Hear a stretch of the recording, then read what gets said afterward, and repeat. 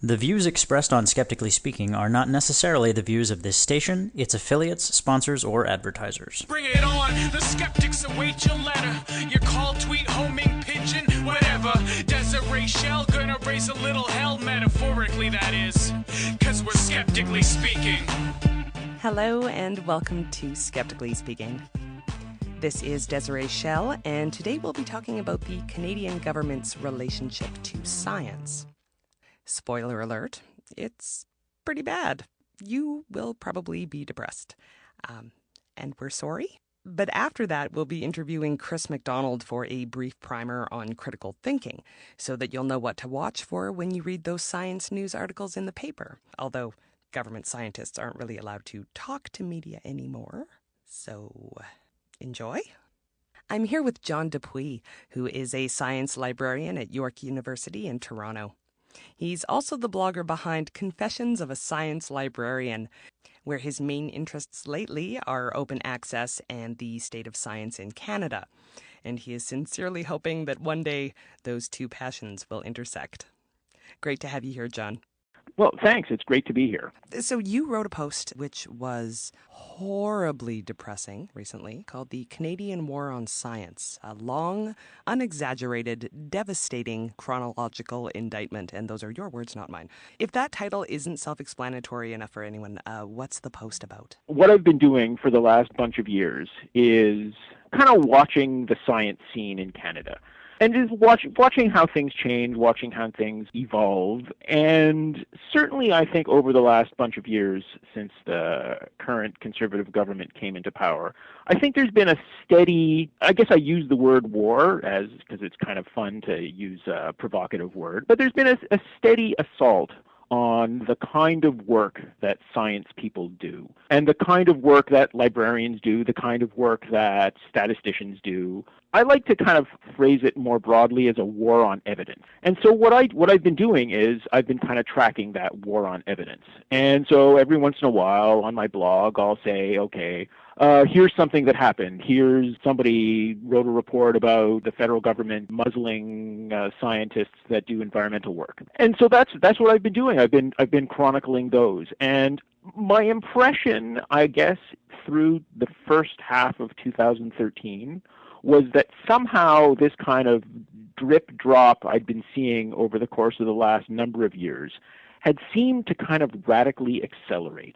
And all of a sudden, pretty well every day, I was seeing something new online or in the papers or on Twitter or somewhere saying, oh, this science program got shut down, that science program got budget cut, the NRC got this thing that happened, and it just seemed to be accelerating. So what I did was I kind of took my librarian skills and I said, let me see what's going on here. And so I went back through all the stuff I've been doing. The earliest tracking of this that I'd done was around 2008. And so I went back through all those old posts and I started saying, okay, this happened, that happened, that happened.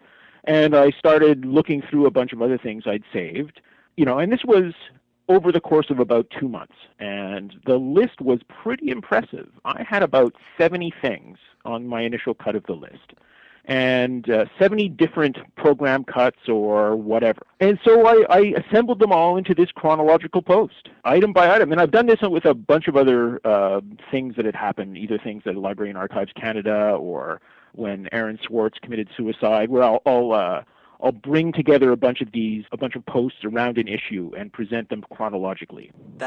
And I really need to point this out to people. We're going to link to this on our website, but I would suggest you don't read it all at once because it would drive you to drink. It is atrocious. Can I just add one little bit? Because there's one thing that I find really extraordinary about what happened.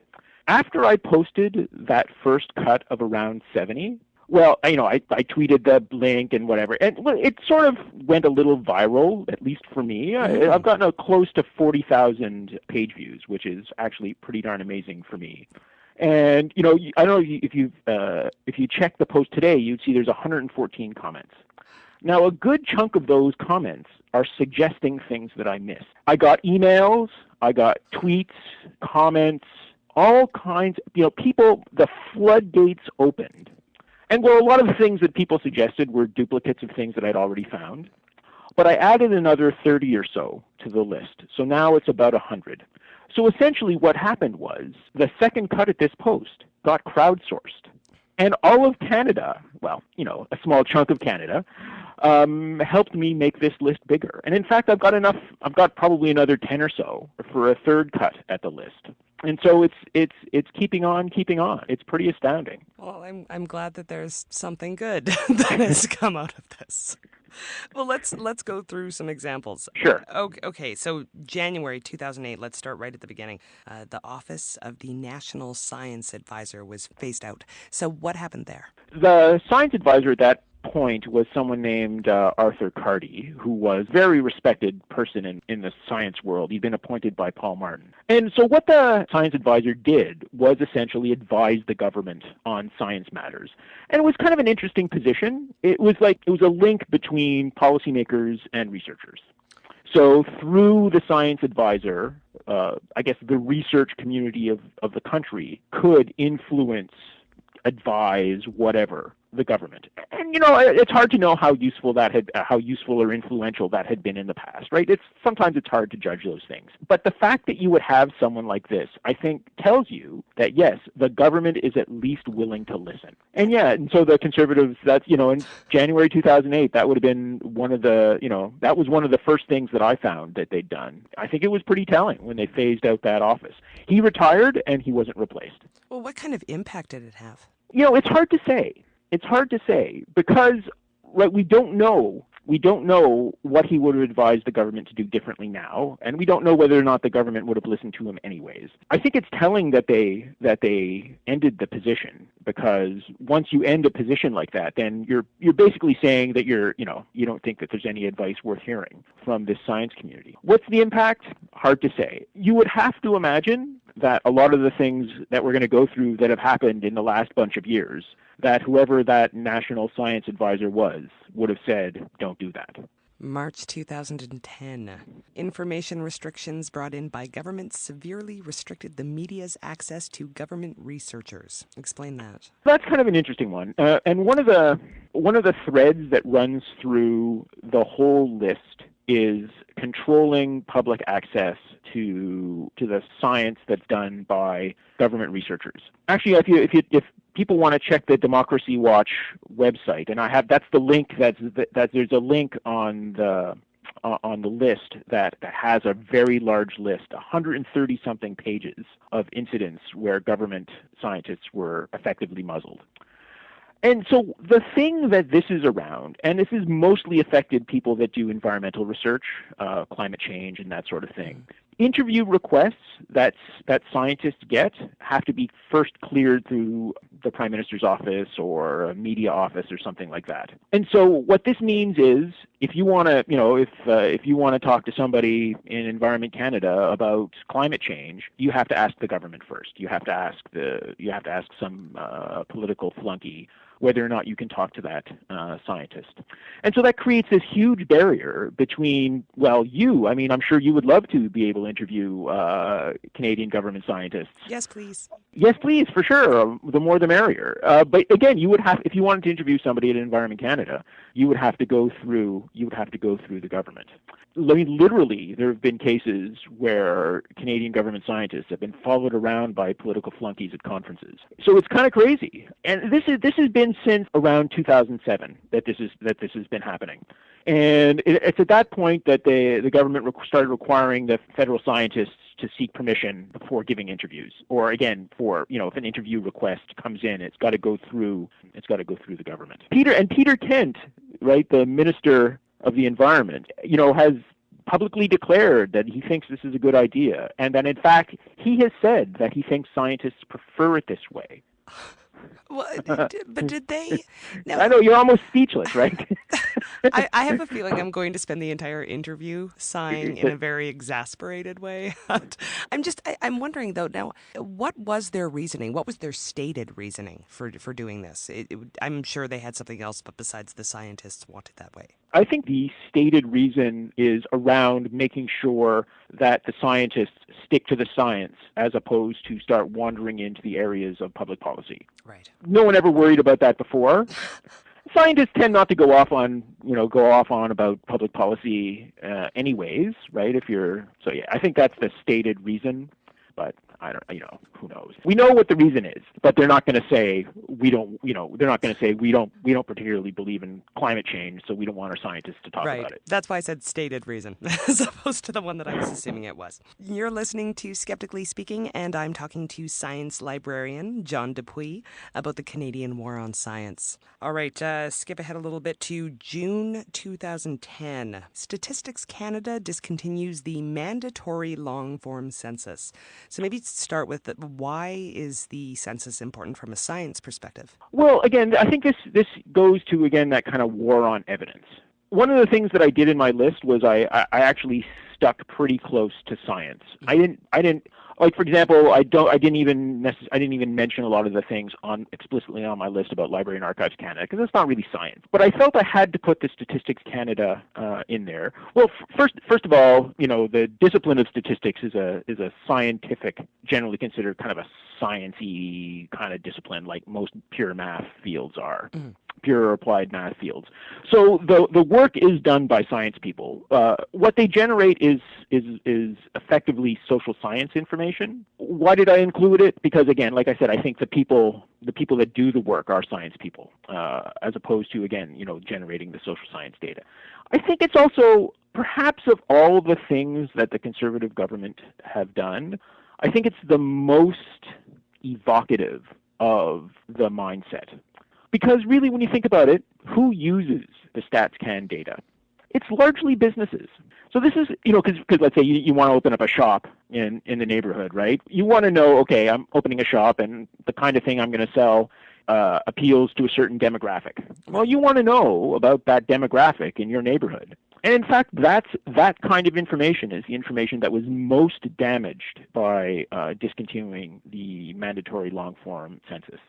That detailed neighborhood-by-neighborhood analysis. For example, and the reason for this is, typically when the census was mandatory, they would get about a 94-ish% completion rate on the long-form census. Well, the reason we know this is actually very topical, right? Because the census information from the most recent one just come out in the last few weeks. Yep. Well, this time they only got about 68%. And what that's done is it's really damaged the reliability of the data, in particular at that kind of micro detail level. So the data is a lot tougher to analyze than it used to be. In particular, when you try and focus in on individual neighborhoods, that's where the data falls apart and becomes much less reliable. At 68%, if you're looking province-wide, nationwide, it's pretty good. When you start to get to smaller areas, that's where it falls apart. For example, for the 2006 census, there were only 200 Canadian municipalities where StatsCan said, look, we weren't able to get, these municipalities are so small, we weren't able to get good enough, represented enough data to be able to release the statistics for this municipality, around 200. Well, in the most recent census, that was over 1,100 municipalities now.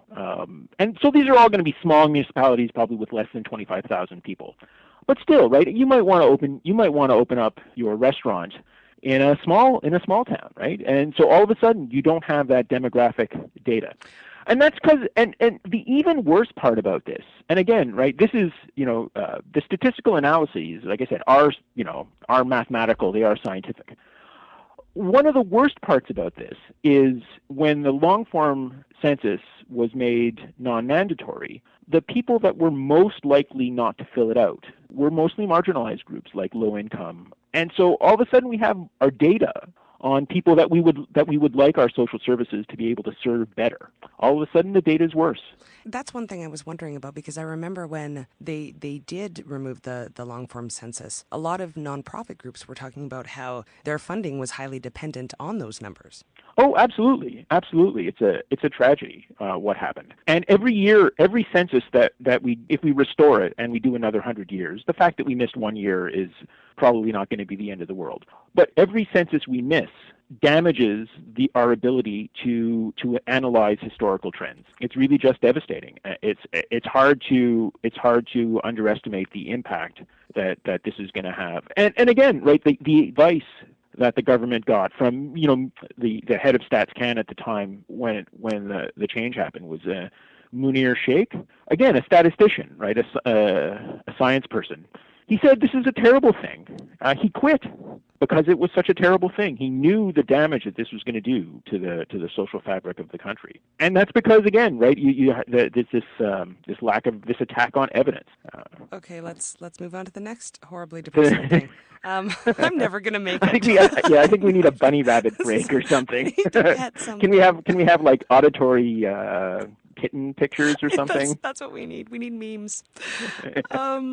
Okay, so August 2010, cuts to Environment Canada Weather Service programs compromised the government's ability to assess climate change and left it with a profoundly disturbing quality of information in its data network. Do tell. This is something that had been kind of bubbling under for a long time, even back to the Liberal years. So yeah, this is basically trying to save money on collecting really detailed climate data, which is good for infrastructure maintenance and that sort of thing. And so that kind of stuff, yeah, it's really good to have. But again, if you do want to see climate trends and see how the climate's changing over different parts of the country, you need extremely detailed information. And again, over time, that capacity has been really reduced, and it's just one of those things that's really critical. And again, once you have a bunch of years where you don't collect data, you can't go back. Okay. You can't replay the weather. Well, and that's what I wanted to know. So how do we understand at this point how that has affected our understanding of climate science? Like, can we see the effects yet? I guess is probably not. Right. This is where you'd want to be able to get through to one of those Environment Canada scientists, right? Oh, those guys! I remember those guys. Right, the ones that they won't let you talk to. I don't have a good handle on how long it takes for this to become something that starts to affect your decision making. But again, right, the government doesn't really particularly want to use data to make their decisions anyways. Okay, so let's keep talking about climate science since we're right here. For anybody who has somehow forgotten this, in December 2011, Canada withdrew from the Kyoto Accord. Right, and this is a kind of an interesting one. And just to maybe kind of backtrack a little bit, and a bunch of the stuff on the list, it's really depressing to look at the whole list. Well, yes, right? It is. I need a drink. Me too. And it's even later here. It's drinking time here in Toronto. But anyways, so basically, when you look at the list, right, if you start picking out things, you think, all of a sudden it's like, oh yeah, taken as a whole, it's pretty devastating. But if you focus in on any single one, right, government programs just have life cycles, right? Sometimes it just makes sense to shut things down, right, or to cancel a program, or to look at, maybe the way you're staffed in a certain area and say, we don't need to be staffed that way anymore. And sometimes, you look at, okay, the Conservatives did this, but, really they did it because it was something the Liberals did 10 years ago. Right. And the Kyoto thing is so totally on the Liberals. Because because it was the Liberal government, I think under Chrétien, that signed the Kyoto Accord, but then did nothing to try and hit the necessary emission targets and cuts. And so yes, by the time we hit 2011, there was no way we could meet our targets. And so at that point, yes, the Conservatives just withdrew Canada from the Kyoto Accord. Right, they obviously had no interest in making anything any better anyways. Right. I think that's fairly safe to assume. But when you look at this one thing here, withdrawing from the Kyoto Accord, I think that one is That one's on the Liberals as much as on the Conservatives, because the Liberals set the stage way back in the day for, in 2011, it not making any sense for Canada to be part of the Kyoto Accord. You're listening to Skeptically Speaking, and my guest is science librarian John Dupuis, and we'll be right back after these messages.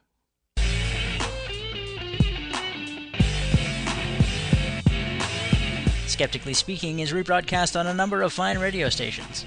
To find out where Skeptically Speaking airs near you, to listen to past episodes, or download the weekly podcast, check out our website at skepticallyspeaking.com.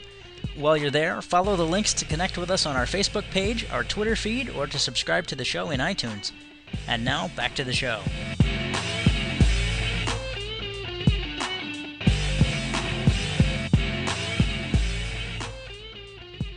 Welcome back to Skeptically Speaking. I'm Desiree Schell, and I'm joined by John Dupuis, author of the science blog Confessions of a Science Librarian, who recently wrote a blog post titled The Canadian War on Science. Okay, so looking at your list, I scrolled down through 2012, and it's basically just characterized by cuts and closures. Right. Too many to talk about to really even scratch the surface. So let's talk about some of them maybe that you'd like to highlight. The experimental lakes area. Right.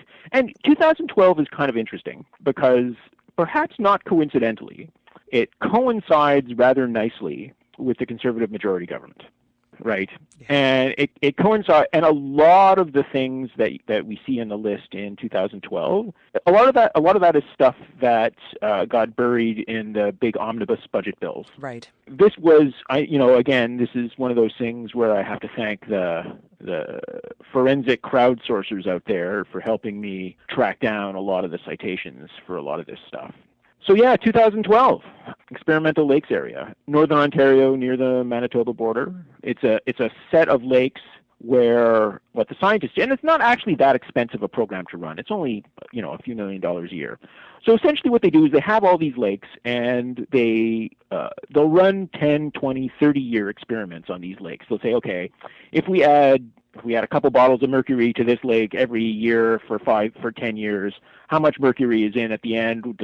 How much mercury can we detect in the plants? And so they're able to do these kinds of they're able to effectively run long-term experiments on the environmental impact of various things that they want to do. And there's tons of lakes that are part of this area, and there was tons of experiments that they were running. Now, this is kind of a good news story in a way, because even though in the 2012 budget the government targeted the experimental lakes area for closure, and it was a huge uproar. This is one of the most amazing environmental research programs in the entire world. I mean, literally, this program is world renowned. And so there was a huge uproar, but the Conservatives were determined to close it. And again, it's something that, of course, it's the environment. Of course, you want to be able to understand better the long-term impacts of various chemical substances on lakes, on different environments. They cut the funding for that. It was pretty awful. At the end of the day, the Ontario government rescued the program, and so it is continuing, somewhat reduced budget-wise, but it is continuing thanks to the Ontario government. And even then, when the handover was was a little dicey. I guess the Conservatives didn't want quite the Ontario government to restore it and get the researchers back there as quickly as maybe other people might have wanted. Was that science gossip? That's great. No, that was reported. There was a little bit of tension around the handover, so it was kind of interesting. Okay, I'd like to talk a little bit about the National Research Council changes. Now, when was that? The NRC has, I guess, been there's been, again, a kind of a slow drip of changes of emphasis over the years. Same thing's been happening at NSERC. Again, there's been an emphasis on promoting more applied research rather than pure research, which is kind of interesting. I think most people would say that you need to balance pure and applied research. You if you don't do any pure research, that's not a good way to have a vibrant scientific culture. And so the most recent announcement was that the NRC, they would change the focus of the NRC from mostly pure curiosity-driven research to mostly industry-sponsored applied research, which again was very controversial. You want to have this kind of really vibrant scientific culture. But the problem was, and the Conservatives I think very clearly saw this problem, is Canadian companies actually kind of suck at doing R&D in Canada. Right. Canada is way behind most other countries on the amount of industry-sponsored R&D that happens, which is awful. Right? That's the applied research that needs to happen. Mm-hmm. The NRC shouldn't be doing applied research. All these companies should be doing applied research. If it makes sense to make money off of applied research, the industry should be investing that money. The NRC should concentrate on the stuff that industry that where it doesn't make sense for industry to kick. Most companies, except the very largest, don't have the resources to have a 5, 10, 20-year time frame. They just can't. But the NRC, government-funded research should be about having that time frame. It's complex too, because when you're a government bean counter and you look at the research in the NRC, right? If you go to a lab and you say, okay, where's the products that came from your research, right? So you go to a lab that does applied pure research, right? Where are the products that come from your research? That's a really hard question to answer, because that's not really the way science works. Right? Science is cumulative. You can't say, oh, this lab learned this thing about the cell, and that immediately led to this drug development. And so that's right. I guess that's what government bean counters want to be able to see. They want to be able to see that direct connection, and that connection is really hard to make. You need to be able to say, this lab made a contribution to the understanding of a certain process or something that ultimately led to this product. Isn't that how it used to be, though? Is that the pure research was done by governments and by universities, and sort of the applied part of it was done by companies? Oh, absolutely. I think we're a bit past the golden age when a Bell Labs or something like that, or IBM, would do a lot of pure research. Once upon a time, there was a fair bit of pure research that was done in industry labs. That era is kind of gone. Mm-hmm. But yes, once upon a time, governments funded pure research and companies funded applied research. We're past that. I just want to upgrade all my previous comments from depressing to this being vaguely traumatic. Yes. Okay. And this has happened in universities too, right? The governments want, the provincial governments too, want the research that happens in universities to be much more applied and much more targeted, much more focused on that kind of detailed level of accountability. One of the things that I found really amusing about when the government, I guess it was Gary Goodyear, when they announced, oh my God, yeah. Anyways, I think it was Gary Goodyear that did the announcement for the NRC changes. The example they used was the Fraunhofer Institute in Germany, and said, okay, we want the NRC to be just like this institute in Germany. Look how successful it's been with applied research. That's where we want to go. And so, being your typical Canadian, I thought to myself, the Fraunhofer Institute in Germany, I don't know anything about this. So immediately what I did was I went on Twitter, and I asked a couple of my German scientific friends, what's the story with this? And of course I got the story back. And actually Germany has a lot of institutes, some of which do applied research, some of which incredibly famous institutes like the Max Planck Institute. And I'm thinking, oh yeah, the Max Planck Institute, of course I've heard of them. They're one of the most famous research institutes in the world that do pure research. So again, they kind of tried to pull the wool over our eyes a bit, I think, by saying, oh, look what the Germans are doing, and picking the one little thing. Okay, that's the institute that does really successful applied research. But they weren't giving us the whole story, right? They were kind of assuming that, most Canadians don't have famous scientist friends in Germany that they can ask. And by the way, thanks to Bjorn Brems and Martin Fenner who answered my questions for me. And so I think that's a pretty telling that, right? They try to give us half a story about what's happening somewhere else. And and it's not like I don't think that the NRC should do any applied research. They've actually had a lot of successes with applied research, in particular in their early days. But it's really all about balance, right? The government, when you look at the macro level, that kind of government-sponsored research should concentrate on the kinds of things that it makes sense for the government to sponsor in terms of research, and that's pure research, because the companies won't do that. What the government needs to do is figure out how to encourage industry to pay for their own research. I just have to say something for all the Americans that heard us say Gary Goodyear and we laughed. I'm not going to go into it. I just want you guys to Google Gary Goodyear evolution, and you'll see why we were laughing. Absolutely. And to our American friends, they can also Google a minister of oil.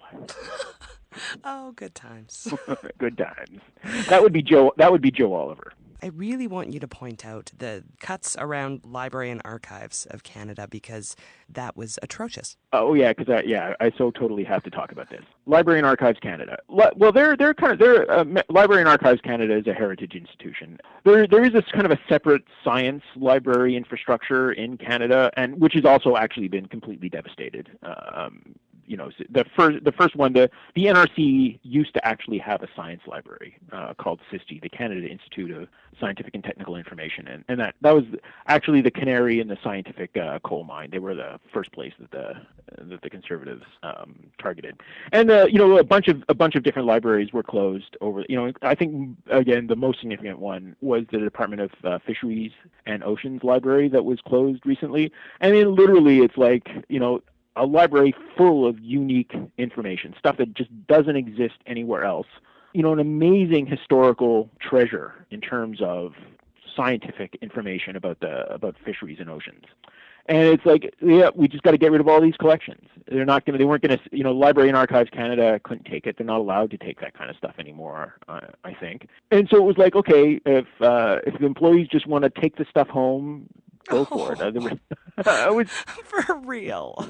For real. And so again, this treasure trove of irreplaceable information is largely lost. Hopefully, most of it will be sitting on a dusty shelf in a university library somewhere. And if somebody knew the name of a report, they could actually track it down. I mean, that's kind of what I hope. But anyways, so Library and Archives Canada, heritage institution.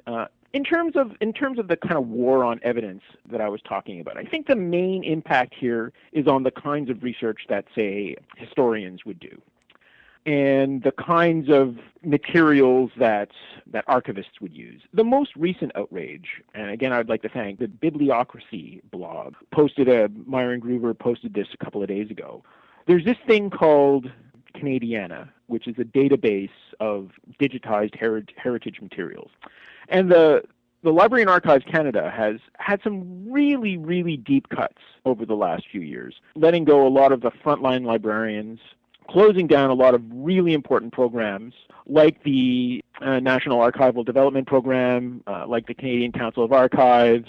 And so these were programs, or well-developed, well-established programs that were eliminated, that would support local archives, to preserve local historical materials, to make them accessible, to do archival training, to get people in kind of, local libraries, local historical societies trained on how to do a lot of the work themselves. And so, a huge, huge impact on the kind of work that historians and social scientists do. And so what happened was the government, got rid of their own capacity to do this kind of digital archival work. And so what was reported from the most recent Canadian Library Association conference was that they're in the Library and Archives Canada are in talks with Canadiana, it's a nonprofit, to essentially outsource a lot of the digitization work that LAC does.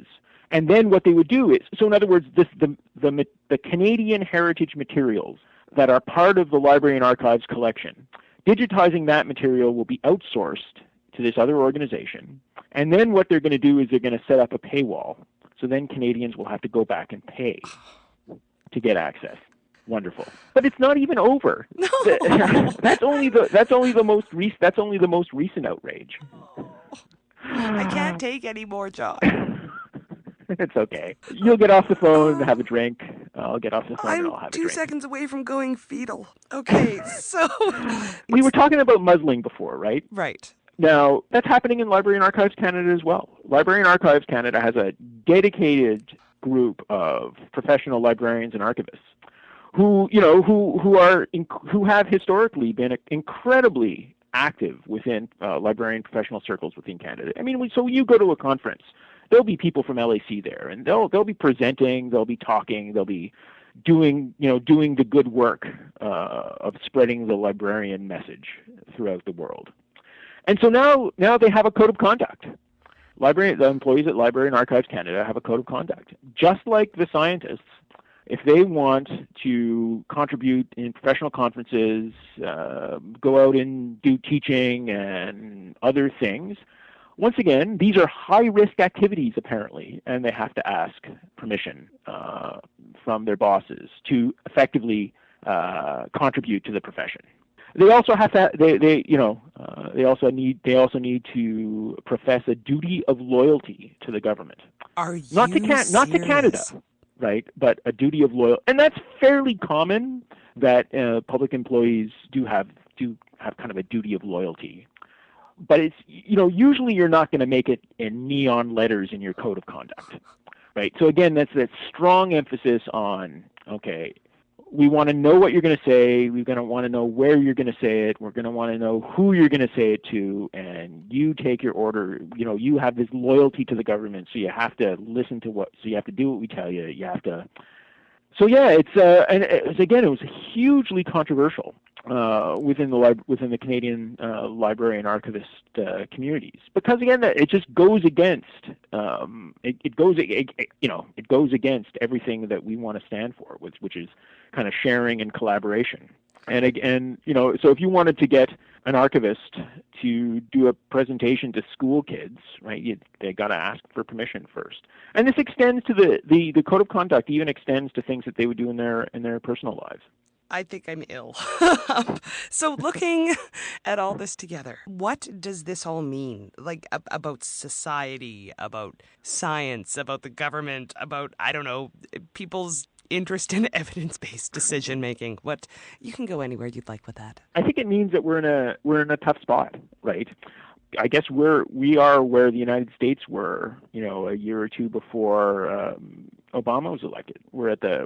I'm hoping we're at the low point in the trough, and there's nowhere to go but up. Certainly within the House of Commons, there are people on the opposition benches that are huge supporters of science. One of them being the NDP. There's an NDP MP from BC named Kennedy Stewart, who pulled a really fun trick on the government this past March in the House of Commons. Maybe that's for another time. And Mark Garneau is in the House of Commons, right? We're totally into insider baseball now, sir. Right. My poor American listeners are like, I don't even understand what you're talking about. Yeah, the NDP, those are the communists. Right. Right. And so there's a science-loving communist in the House of Commons. There's a science-loving communist in the House of Commons. And this past March, he actually, by tying this into the experimental lakes area closure, he actually got the government MPs, I've got it right here, to vote against public science, basic research, and the free and open exchange of scientific information are essential to evidence-based policymaking. He got them to vote against federal government scientists must be enabled to discuss openly their findings with their colleagues and the public. Why would they vote against that? Well, because item C was the federal government should maintain support for its basic scientific capacity across Canada, including immediately extending funding until a new operator is found to the world-renowned experimental lakes area research facility. So in other words, he kind of tricked them into voting against motherhood and apple pie, because they also had to vote for the experimental lakes area. So yes, that's what the crazy communists. We're pre-American. This is not reassuring. Right, and Canadians have always liked to think of themselves as kind of kinder and gentler and smarter than Americans. I think by the way, to the American listeners, we've always thought that. Yeah.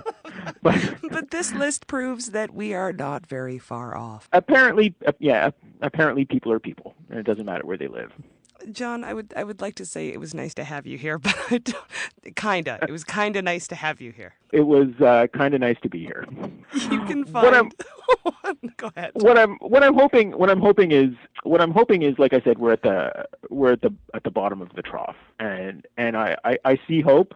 I see the most famous science person in the world is a Canadian, Chris Hadfield. Absolutely. I see the people in the House of Commons fighting back. I see possibilities. So I'm hoping we can only go there. We're ending on a positive note. I'm hoping the future can only bring better things. You are a lovely man. You honestly are. And honestly, for anybody who's listening, if you've never met a librarian, they are the most optimistic people ever, which is great because they need to be. And you can find John Dupuis and his post on the Canadian War on Science on Confessions of a Science Librarian at the link on our website at skepticallyspeaking.com. You'll also find links to Twitter, Facebook, Google+, and iTunes for all your keeping up with Skeptically Speaking needs. This is Skeptically Speaking, and we'll be back with Chris MacDonald to talk about the power of critical thinking. Stay tuned.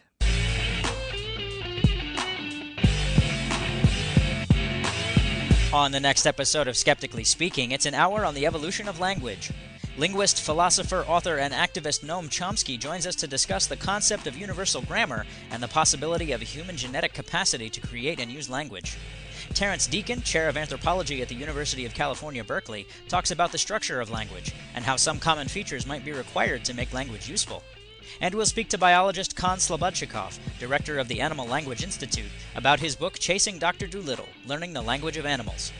That's next week on Skeptically Speaking, on your local radio station, or online at skepticallyspeaking.com.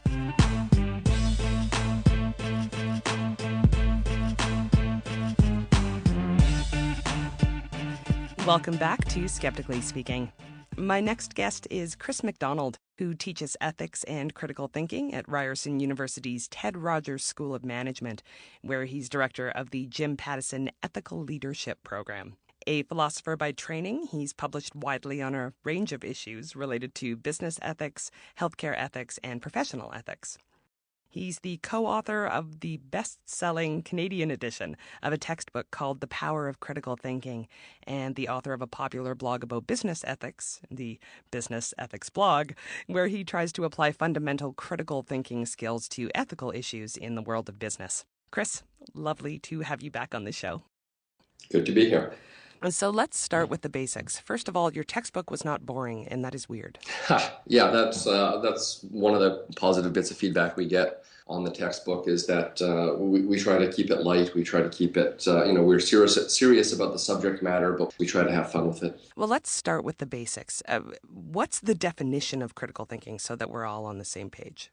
Well, the sort of textbook definition is that critical thinking is the systematic evaluation or formulation of beliefs or statements by rational standards. But essentially, critical thinking is really about figuring out what to believe and reflecting on why some things are worth believing and others aren't. Well, what's the difference between logic and critical thinking? Well, logic is a big part of critical thinking, at least informally. Logic is fundamentally the study of what follows from what statements or claims can reasonably be inferred or deduced from what other claims. And so we teach some of that in most critical thinking courses. But for most critical thinking, the logic employed is pretty informal. You don't need to be able to do proofs in the language of deductive logic, for example, in order to do critical thinking. Thank goodness. So I suppose you've noticed that not everyone is a fan of critical thinking, not just because it sounds difficult or even kind of boring to some people, but there does seem to be a sense that thinking critically is somehow negative.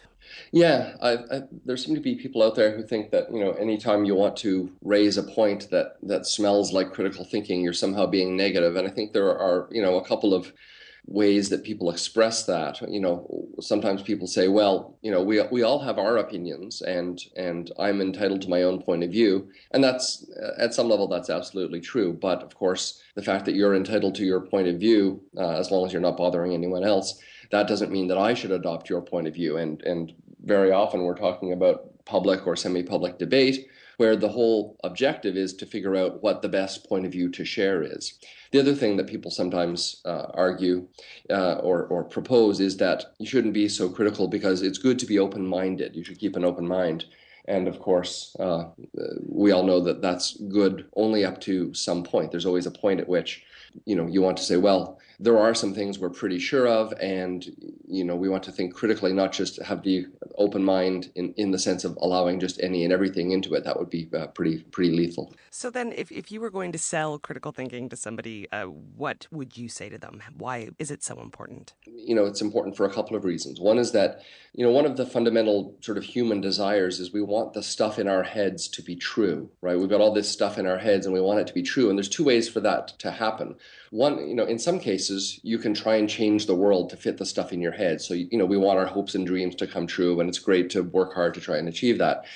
More often, the thing you need to do is to change the stuff in your head to make sure that it matches reality.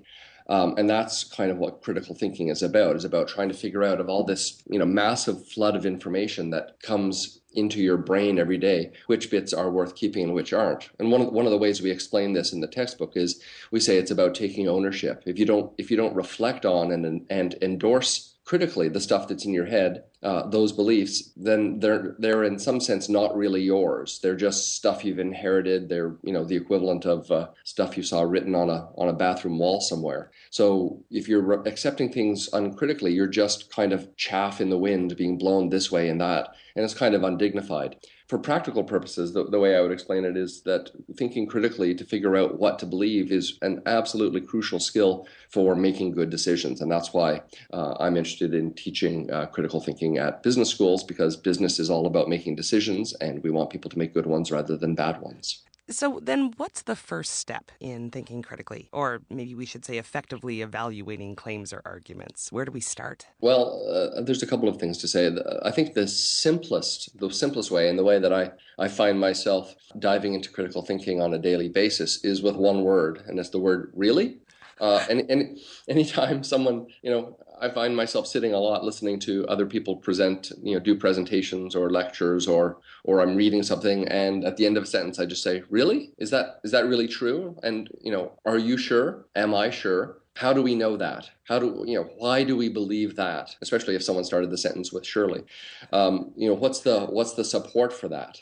Why am I taking that for granted? And, of course, it would be exhausting to ask really at the end of every sentence. But in principle, that's what you want to do, right? You want to have your sort of critical thinking antennae up so that, at the end of every sentence, you're effectively, implicitly asking, really, what's the, what support have I been offered for that? The other thing to do, the other sort of key step is to get a better grasp on the understanding on understanding sort of the structure of arguments, the structure of how it is that we provide evidence for our claims. And so that's why, in my courses, I get my students to be really explicit and do sort of flowchart diagrams of arguments. And really, it's one of those things, it's like certain kinds of math puzzles, I guess, where the point isn't so much to do the diagram. The point is to get the idea into your head that arguments have a rational structure, or at least they ought to, right? That when you're putting forward a point of view and trying to support it with good reasons, it's not just a random flow of ideas. It's not just a stream of consciousness. That there will be, a main conclusion supported by some reasons, which we, call premises in the sort of technical jargon, and that those premises can in turn then themselves be supported by reasons. And once we think of argumentation that way, I think it really changes the way your brain works. It changes sort of the way you approach gaining new knowledge. Well, what if there's basically absolutely no evidence for a belief? Then what? Well, then I think the default setting should be that if the question at hand is important at all, then you don't believe the thing for which there's no evidence. It just doesn't make sense. It's just not rational. And for that matter, if you want to take it as a question of character, it's undignified as a grown-up human being to believe things for which there's absolutely no evidence. I mean, that just if you set that standard for yourself, right? If you say, oh, I just believe things, I mean, that's just sort of incompatible with continued existence on Earth. You're just not going to survive very long if you literally took that as your standard. How would one effectively argue with someone who's holding a belief that is solely based on personal experience? Because there's a lot of those. I think that's very difficult for two reasons. I think one reason it's difficult is that some of the things you need to say in response are relatively technical, not technical in a, we're not talking about quantum physics here, but I hope not anyway. Though in some cases, some of the things you want to be able to say, look, we know from the history of human thought that personal observation is subject to a whole bunch of biases. And then, of course, the person says, well, what do you mean by biases? Are you saying I'm biased? That's a mean thing to say. And so you end up having to sort of explain a bit about, confirmation bias and about, the reasons why we don't trust firsthand experience all the time, and that can get you into some sort of semi-technical philosophical some bits of epistemology that people are not always going to be comfortable with, and it's not very handy for sort of casual online discussion. The other reason, of course, is pride, right? When someone says, "Look, I saw it with my own eyes," it's vaguely insulting to say, "Well, are you sure?" Right. And so I think that immediately gets people's backs up, and that's really difficult. This is just sort of a fundamental. And now we're getting into to the realm where how do you convince people? That's more a matter of psychology at some point than of philosophy. Can we touch briefly on correlation versus causation, because that is a very tricky area, and we are very bad at figuring that out. So first of all, why are we so bad at figuring that out? I mean, the basic problem of sorting out correlation versus causation is the fact is that the simple fact that two phenomena seem to go hand in hand doesn't automatically mean that one of them caused the other. And the challenge is that our brains are kind of our own worst enemy here, because our brains are seemingly designed to impose order on the world, right? We get this massive chaotic stream of input from our eyes and ears and our other senses. We have this massive sensory input, and our brains are given the task of sort of building a story out of this, right? And there's I'm not a scientist, but my understanding of some of the science is that there's a real sense in which our brains actually sort of confabulate a story. They sort of make a story. We are wired to make a story even when there's no story to be made. And so, we get all this input, and so when we see one billiard ball hit another, we immediately think, oh, that one made that one move, right? That's how we make sense of the scene. Or I drank some herbal tea, and then I felt better. And so we immediately say, oh, well, the tea cured my cold, right? So our brains give us a story. And to the best we can tell, our brains are just not just good at making stories. They're excellent at making stories. They are driven to make stories. Regardless of whether there's, this is the equivalent of, sitting on the bus and picking two people at random and inventing, why they must be estranged lovers or something like that. Or it's just, it's a fun pastime, and our brains There are other people that do that? Yeah, I think that's awesome. another thing that unites us all. But the problem is that this powerful sort of sense-making tool that is our brains sometimes go awry, because coincidences do happen. In fact, it's kind of, coincidences are more common than arguably than anything else. I mean, at any given moment, there are millions of things that just happen to be happening at the same time. In fact, there's probably literally an infinity of them. And so what's important is to figure out which ones matter, right? Which coincidences are actually meaningful, right? The fact that, my cat is doing something right now, and that your cat is doing something right now on the other side of the country, probably not meaningful unless it's at least is not going to be connected except by sort of the basics of cat psychology. But we need to figure out which ones are meaningful. Like the fact that when I touch the stove, touching the stove and getting burned tend to go hand in hand. That's a really important correlation, and that's a correlation that is connected to it. I mean, there is a causal story to tell there, and so we need to figure out which ones going hand in hand are meaningful, right? So, of several different pharmaceuticals that I might be on, which one was really responsible for putting my cancer into remission, or that sort of thing. Those are figuring out the causal stories from the mere coincidences. Is incredibly important, fundamentally important to sort of to our basic survival, but incredibly difficult. You're tuned in to Skeptically Speaking, and my guest is Chris MacDonald, who teaches ethics and critical thinking at Ryerson University. Let's try and make this really tangible. So how would someone do something like think critically about a science news story? Sort of, can you walk us through that, what that would look like? Yeah, sure. I mean, science stories are a really important category, and also one where just a little bit of understanding of how science works. Right, and I do mean a little bit. I'm not a scientist, right? But I teach students how to sort of look for the key markers. So there's a bunch of things you can do. I mean, the first thing to do is to look at things like, well, what's the claim being made, and is the claim being made in a reputable venue, right? So is this a result that was, for example, published in a prominent medical journal, which is not a guarantee, but an awfully good sign, because if you know a little bit about the medical journals, you know that in order to get published in one, you at least have to go through a process known as peer review, which means you have experts in your field read your work and sort of verify that you've at least dotted your I's and crossed your T's, which is, again, not a guarantee that everything is great in what you've said, or certainly not proof that it's true, but it's a good kind of marker. Other things you can do would include, looking at, for example, is this result that's been announced, is it sort of the result of one experiment? And sometimes those can be very exciting. Sometimes those can be really dramatic. But typically, if you understand the way science works, scientists don't tend to consider an issue settled by a single experiment, except in some very special kinds of circumstances where a particular kind of experiment, if it's well done, can really provide a lot of evidence.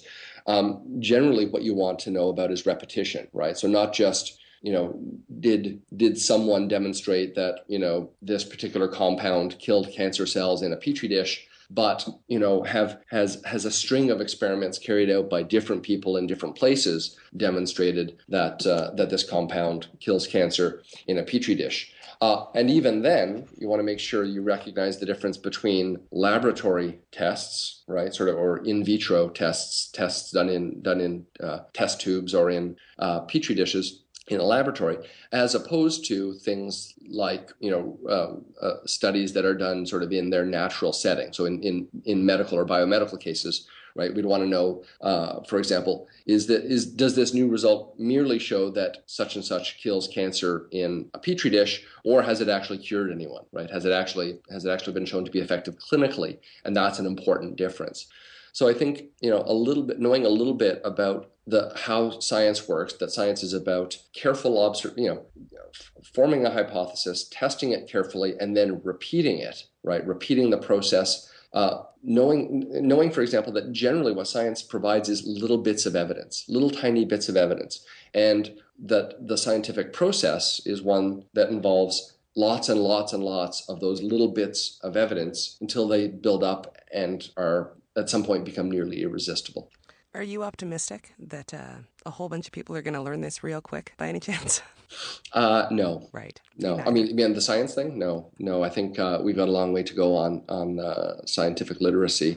But again, one of the things I point out to my students is you don't need to know much, right? So I have a section in one of my introductory lectures where I do thinking critically about human cloning, right? Just because it's a fun topic. And I teach them, and I remind them that I'm not a scientist, but I teach them enough about the science of cloning in 60 seconds to help them see through some of the worst arguments about human cloning, right? I mean, there hasn't been much on the table the last little while, but every once in a while, this topic of human cloning pops up, and people put forward all kinds of silly arguments. You only need a tiny bit of science to remedy that. And that I think, is something to be optimistic about. Chris, always good to have you here. My pleasure. You can find a link to Chris MacDonald and the Business Ethics blog on our website at skepticallyspeaking.com. And honestly, check out his textbook. Again, it is not boring, and I don't know how he accomplished that. And since you're there already, do check out the links to Twitter, Facebook, Google+, and iTunes.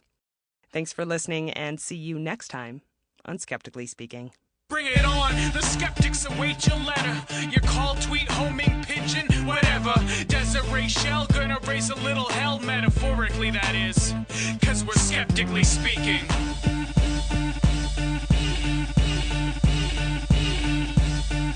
Skeptically Speaking is produced and distributed by Suburban Panic Media. Our guest coordinators are Rochelle Saunders and Ed Haynes.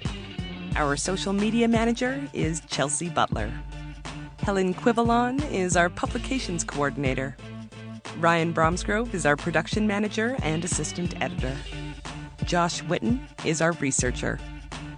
The show is edited by K.O. Myers. Our theme song was written and recorded by AOK. And I'm your host, Desiree Shell.